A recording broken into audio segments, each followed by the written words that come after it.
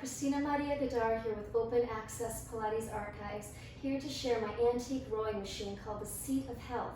It was made by the Health Developing Apparatus Company in the 1930s. The patent was filed by John Malcolm Thomson and Peter Hardy in 1927, and so it was finalized in 1930, and here it is. There were actually many models of this made, and so here's the thing, I don't know who was influenced by whom, but this is what I'll say.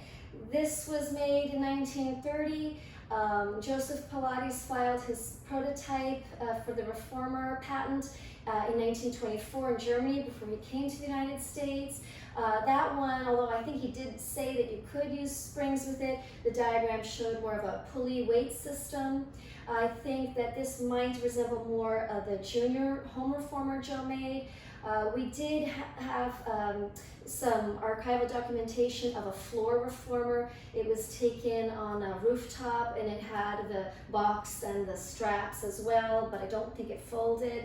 But the Junior Reformer made by the Atlas Athletic Equipment Company sometime between 1937 and 1947 when Bruno Teach was running the company, it had a foldable feature as well, which is just like this Seat of Health. It can fold in half and fit in that suitcase. So it's not only foldable, but it's portable too. My vintage Junior Reformer, I mentioned earlier, it was made under the supervision of Jerome Andrews when he was visiting one of his proteges in Greece. And he was using Joseph Pilates blueprints. He insisted that it be made of solid oak. So while it definitely is good in terms of space saving, it folds, the half the size of the Reformer, it's less portable, obviously, than a light aluminum frame. The size of this, when it's extended, is just slightly longer than the Junior Reformer when it's folded. So basically, half the size of your Reformer. This is so versatile. So you might think rowing machine, you're just sitting there and doing arms and legs, but when you're doing your seated exercises, the foot plate actually lifts like this. It's kind of like a doorstop that holds it. It's beautiful. I mean, it has engravings underneath, and it's just gorgeous. Original everything. The cords are original. The handles, which are beautiful. They have this nice mechanism for locking as well, and then opening. So you can definitely do the rowing exercises. The seat just slides back and forth, right, like our carriage. And like the Junior Reformer, no need for guide wheels because it sits above the frame, so that's another similarity. This one has these cords, so you can attach the cords. It's really cool. It has like a little, almost like a ball and socket type of feel to it, so you can attach the cords when you're doing the seated exercises. And that way, the springs here, I'm just going to take them off so I can show you the springs, which are in incredible condition.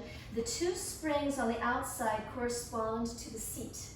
Now there are 4 springs total for the arm straps. So that's quite interesting because I noticed that 2 of the springs, one pair, is lighter and another pair is stronger, which is identical to the Junior Reformer. So the one that Joe's student Jerome Andrews made back in France and in Greece, in the case of the one I have, has a light setting and also a stronger pair, and we know that Joe's did as well. There are many models of the Junior Reformer, many models of this in addition. I love the way the springs attach to the cords. Again, it's that kind of ball and socket. It has the original straps for the feet. It's absolutely beautiful with the engraving. And then if you notice on the underside of the rails, it has little feet. And that's very similar to the foldable mat that Joseph Pilates made. When it unfolded, it sat just slightly elevated above the floor, which would be really cool for the rolling exercises as well. It gives you a little bit of a give while having the rigid, not such soft cushioning, more of a dense cushioning. Now, this other feature is that the foot plates, when they lie flat, can be used without the need of a seat for standing exercises. And I've filmed many of these exercises. You do things like the zip up like we did with Romana. You could do curls. Even on the lighter springs, that's about as far as I can get with my biceps curls. You can even do things for legs, which is really difficult, deep squats. Apparently with the hands here, I was only able to do it with my hands in front of me. So a lot of similarities. Now, who was influenced by whom, I don't know, but I know that this holds, I think, a very important place in our history of exercise and physical culture. And obviously none of these people worked in a bubble, so they probably were influenced by one another. And then there's one other thing that I want to, hopefully not forget anything else, but one other thing that I really want to share with you.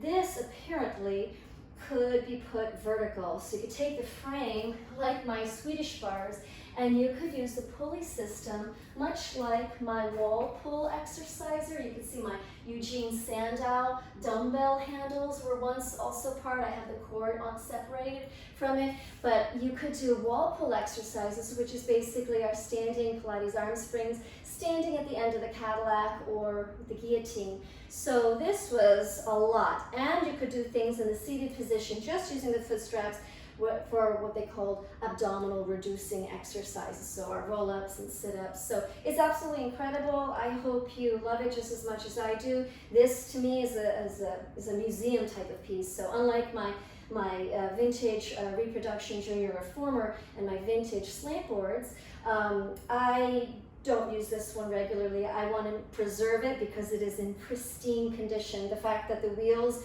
are still intact, it's absolutely incredible. So that is the Seat of Health, and this is from the 1930s, and it's a beautiful model with a lot of similarities to what we do and use in the Pilates studio.